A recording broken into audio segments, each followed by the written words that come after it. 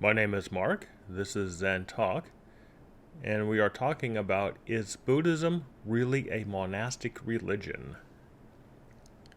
So, monasticism versus the laymen. In all of popular religions, there is a monastic path. Now, in Judaism, we have the rabbinical orders. In Christianity, we have the Catholic and Jesuit orders. And there's a bunch of minor orders as well, like the Rosicrucians and other minor orders. In Islam, they have the Sunni and Shiite orders. And in Buddhism, we have the Bhikkhu and the Zen and Chan priest orders. Now, not all of the monastic orders are celibate, such as the rabbinic orders are not celibate, and neither are the Sunni and Shiite, nor are they cloistered.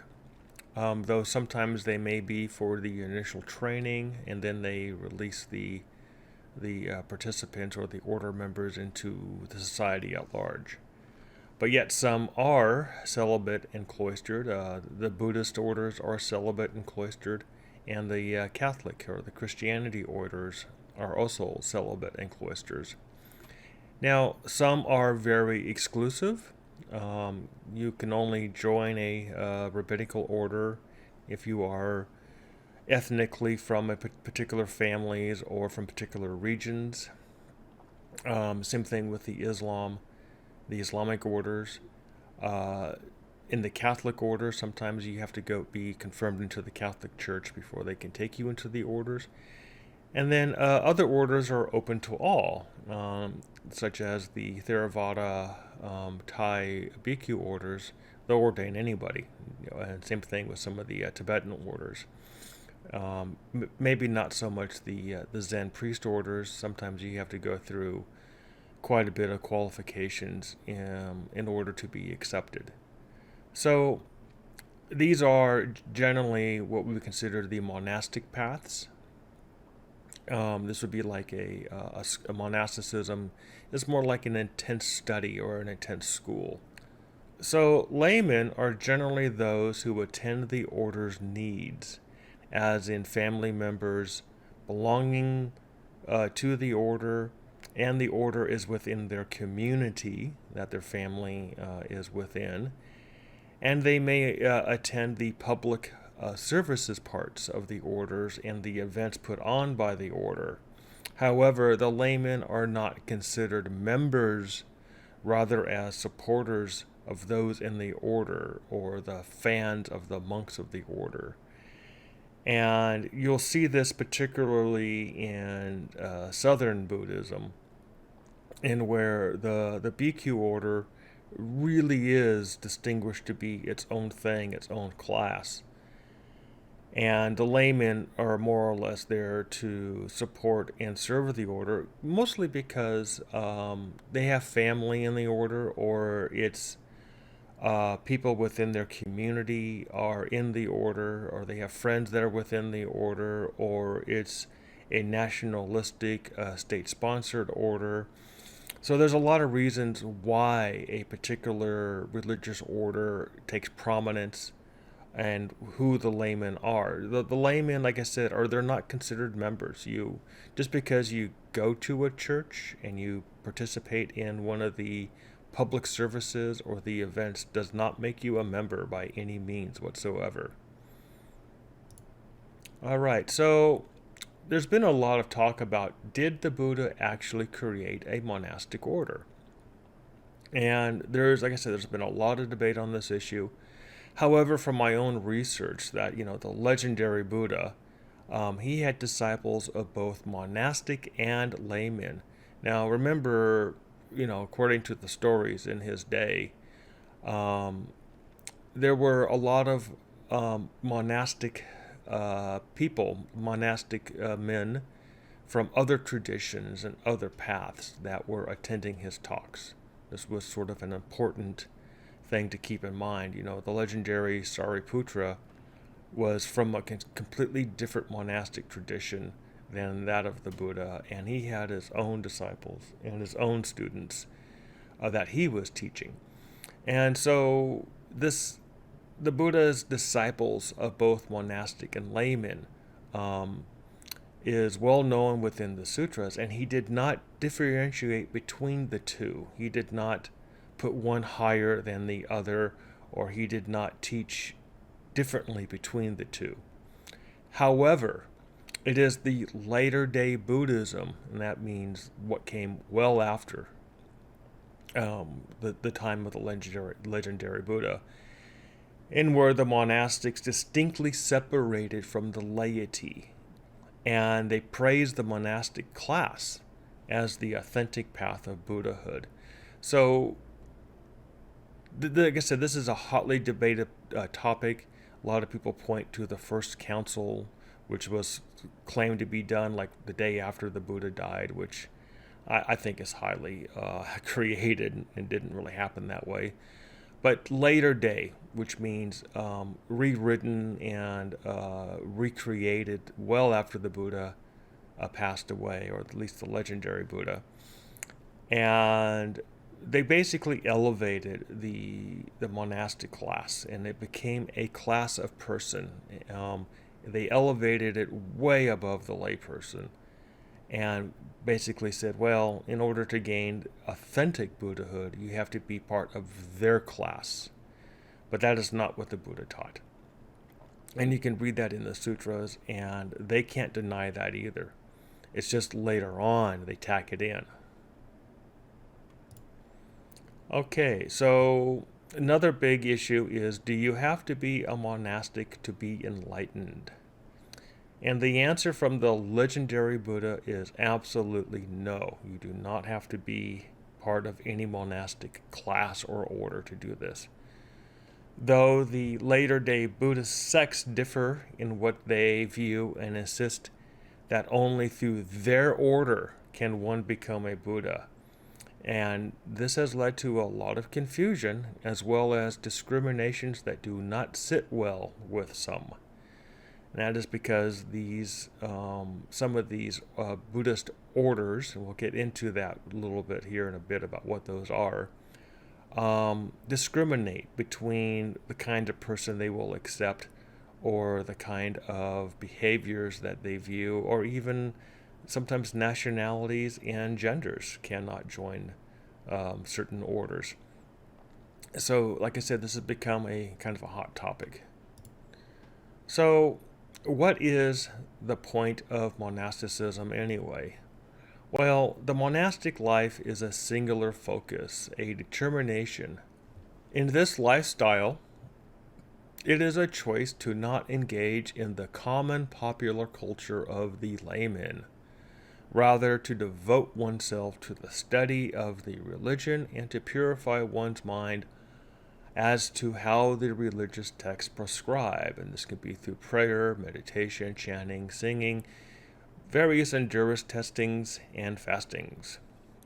And whatever religious texts that you happen to be studying, and they kind of go through all of these things, the purification of one's mind and the kind of lifestyle that those religions will prescribe. For some, monastic life is appealing, and where they find shallowness, superficiality, and modernity, and they have no heart to partake in it. In this, the person devotes themselves through the monastic lifestyle with the support of family, friends, and the community at large. And I underline this because if you do not have the support to be a monastic in this way with your family and friends and the community at large, it kind of doesn't happen.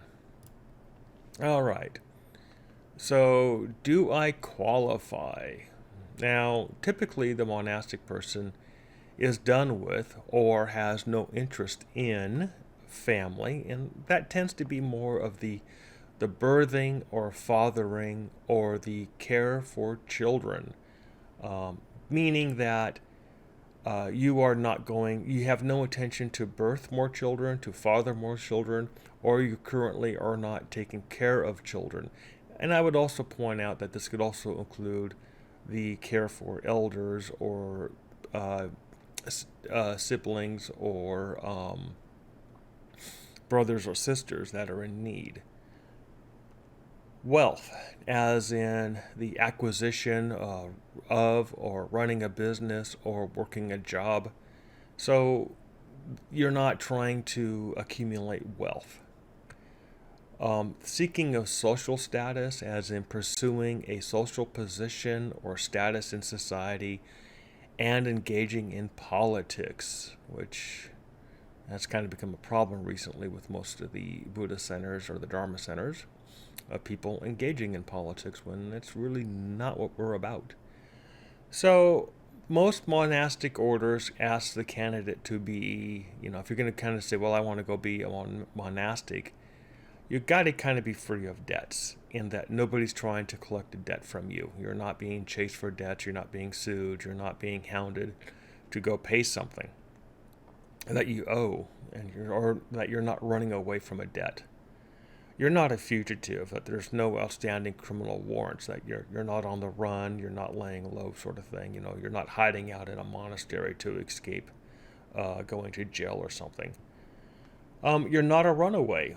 That you are of legal age for an adult, which could be 16 or 18 depending on what region of the world you're in, and that you're not running away from a marriage, or that you have children to support. And this can also be called, hey, deadbeat dads. You can't just go run to a monastery and not support your kids. And lastly, that you're not addicted to some kind of illicit drugs, in where you have quit and stopped using them. Most monastic situations pretty much have no ability to deal with somebody who is currently doing some sort of illicit drugs or mind-altering substances. And that's kind of a big one right there too. So lastly, most monastic orders, they ask you that you generally agree with their metaphysics and overall beliefs. You don't necessarily have to, be in lockstep with them, but you have to more or less be in agreement that perhaps that their physics and their metaphysics and their beliefs are within your heart. So, are you ready? Sign me up, right? In some countries, monasticism is a very viable lifestyle, such as in India, Southern Asia, and in the Far East. And you'll find monasteries all over the place there, and it's well supported within the culture. However, in the West, monasticism has fallen out of style for the most part. Those looking for a monastic life find few choices, if any at all. Now, when I was growing up as a boy in the 60s and 70s, there were still covenants and monasteries in my community where various Catholic faiths would house their members. But over the years, those places got sold off and converted into shopping malls and other types of uses these days. I think one of them is now, they went from a nunnery to just being a home for seniors and retirees of any faith.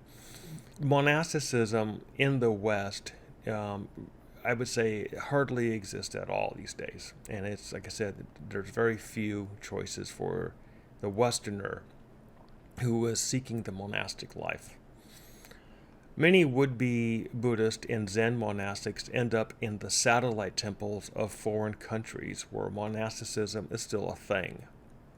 And this can be like a Thai monastery in California, or a Zen center in New York that is practicing a Japanese style of religion. So these are satellite temples. These are not Western monasticism, and these satellite temples still, you'll see alliances to these foreign countries of where that particular version of monasticism is still a thing. Though the door is closing fast for Westerners in these foreign satellite temples for a number of reasons, and mostly from what I'm told, And that is because of the Western progressive politics and views that are often held to be incompatible with the host countries of where the temple's seat is. And Theravada Buddhism, especially Thai Buddhism, has begun to close the door on Westerners coming into the monasteries because of the progressive politics and views that they simply view as incompatible, and has caused a great number of problems for the orders in those countries. However, don't despair, there are options for the Westerner. So, some options for the Westerner. Alright, so for the Western monastic minded person, there are realistic and viable options for you. First, we have the hermitage, which is simple living in a dwelling alone or with a few others who share your desires of a monastic lifestyle. Often these are dwellings in the countryside or in the mountains, but they can also be in the city. I will tell you a few of those. And these are often, donated lands or houses with sole support coming from the families and friends of the monastics themselves. Now, this can be like a donated house, or maybe a house that somebody owns, but they don't want to sell it and they don't want to just leave it abandoned. So they're allowing monastics to live in the house rent free. And sometimes the monastics have money coming in from pensions or social security or from other means. Sometimes the monastics' families and friends are donating money so that they can pursue a monastic lifestyle that they want to live, or that the others in the dwelling agree upon that's going to be their lifestyle. Like I said, this can be in the mountains or the countryside where it's serene and peaceful and kind of away from people. But I have seen cities, houses in the city, and these are often, properties that are not of high value. They're in the city, and a lot of times these are dwellings. Like I said, they're owned by people, but they don't want to sell them. They're just sort of just allowing use of them. Now, the next option is just the ascetic life. Not quite the hermitage, rather the monastic pursues a simple work that is just enough to pay bills and basic needs. The ascetic disengages from public life. They from engaging in popular cultures and ways. This tends to be the most common for the Western Zen practitioners. Now, I have met a number of Zen ascetics.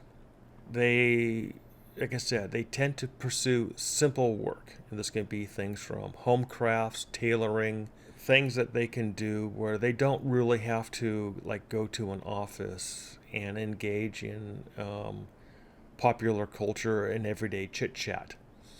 And they do just enough to pay the bills. They're not out there to save up for big lavish vacations. They're not out there to to make wealth, or to pursue buying bigger houses or sports cars or anything like that. They just make enough to pay their basic needs. Most of the ascetics that I met and studied with in the Zen centers, they disengage from public life. They're not going out to bars. They're not going to cafes or coffee houses.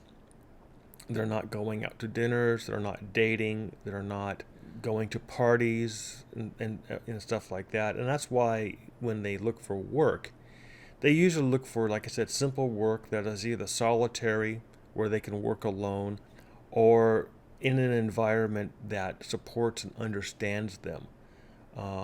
Because if you got to go to work and then you got to socialize with the work people after work in more of a public forum, that's not exactly who they are. The ascetic, like I said, they disengage from public life, and they also from engaging in popular cultures and ways.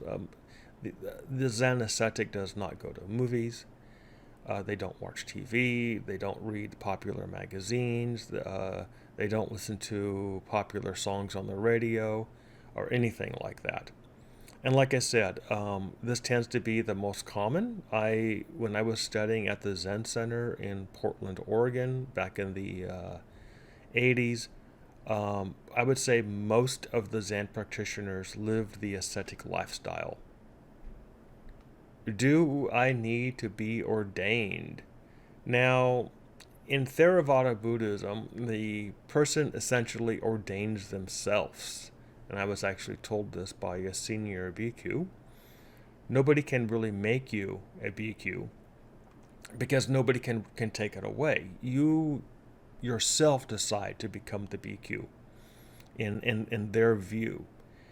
And that is also the same view in Zen. Nobody can make you a Zen monk because nobody can take it away. You yourself decide this. You yourself ordain yourself. So one can declare themselves to be an ascetic, or an ascetic monk, and make such a statement publicly if one wishes. You don't have to do this. You could do this at any time, and nobody can deny you because nobody can give it to you or take it away. It's you yourself that make this choice. So having said that, now joining a particular religious priest order is a whole nother issue. And this sometimes is very confusing for those for Zen students. Even some of the more senior Zen students are very confused by this issue. In where the priest order it's a whole other issue, in where the order has to publicly accept you as a member and you make a commitment to the order publicly. And like I said, this is actually, and so this actually has nothing at all to do with Zen or Buddhism. Rather, it's a social pact of mentorship and apprenticeship within the order of priest. So it's basically a religious clique, as if you were joining the Jesuits, the Rosicrucians, the Mormons, or the Jehovah's Witnesses. The priest order, like within Zen, is like a clique, a religious clique. You say, hey, I really like you guys. I really want to join your priest order. They have to accept you. They have to inspect you and make up their mind if they even want you. And then you in a public ceremony, they make the acceptance of you, and you make the pledge to them, which has nothing to do, though, with being an ascetic or even being a monk, because you could do that on your own. You don't need the order. So the orders, like I said, have nothing at all to do with Zen and Buddhism. So there is a lot of confusion in this issue, where the priest orders can sometimes wrongfully see themselves as the sole authority or ownership of the religion. In places where the religious orders is state-sponsored, such as in Thailand, rivals are simply outlawed. And this was explained to me by, again, a senior bhikkhu who lives in Thailand, that anything outside the state-sponsored Buddhism is simply outlawed. They call the police, and the police go over there and arrest the members. So the priest orders, like I said, they can come up with a wrong view and claim sole authority or ownership of the religion. And you'll see that sometimes within Zen, that a particular order or a particular monastic priest training order kind of claims that they are the authority and that Zen is theirs. And it's all wrong view. So let's get on to the next step, which is, do I need a teacher? The legendary Buddha said, ekpasiko, meaning come see for yourself, and meaning to look within yourself to the very Buddha nature within you.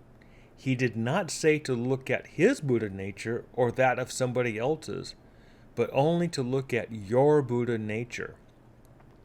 To this ends, the Buddhist finds the teacher to be the Tathagarbha, the eternal Buddha matrix, and seeks within for the teachings.